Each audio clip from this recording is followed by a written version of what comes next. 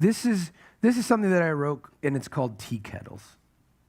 When I say tea kettles, is that's what the hot water thing, that's called a tea kettle, right? Okay. Because I was originally going to say teapot, and I'm like, well, I think that's the thing you put tea in after you've made the tea as a teapot, right? Okay, anyway. But it's the thing on the stove that you heat for water. That's a tea kettle in my mind, right? Okay, good. Then I named it the right thing, tea kettles. Tea kettles are amazing machines. They sit there quiet as a mouse to the point that you almost forget about them, and then they scream at the top of their lungs to let you know that they are done doing what they do. How else am I going to know that water is now at the perfect temperature for making tea or coffee? I can't see the water. I don't know what's going on in there, and yet, by some sort of magic, this mute appliance that does not run on batteries or electricity calls out to me, and I come running. The tea kettle is like a faithful servant. It quietly does its work without even being asked. It's as if it says to us, hey, you can go do something else for a while. I've got this under control, and I'll let you know when I'm finished.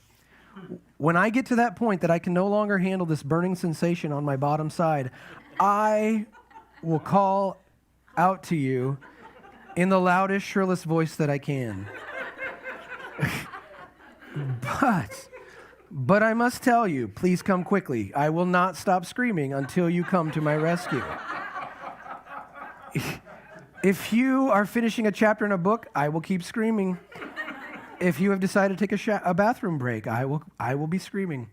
If you've gone outside to get the mail, you will hear my voice echoing loudly as you open the front door.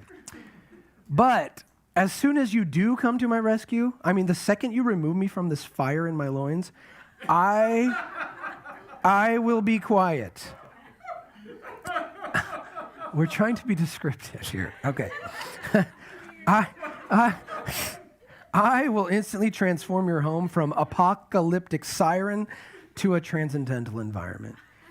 Yes, tea kettles are amazing. They always know how to get your attention at just the right time. You don't even have to think, what is that noise? Is there a train heading straight for my house? You know exactly what it is.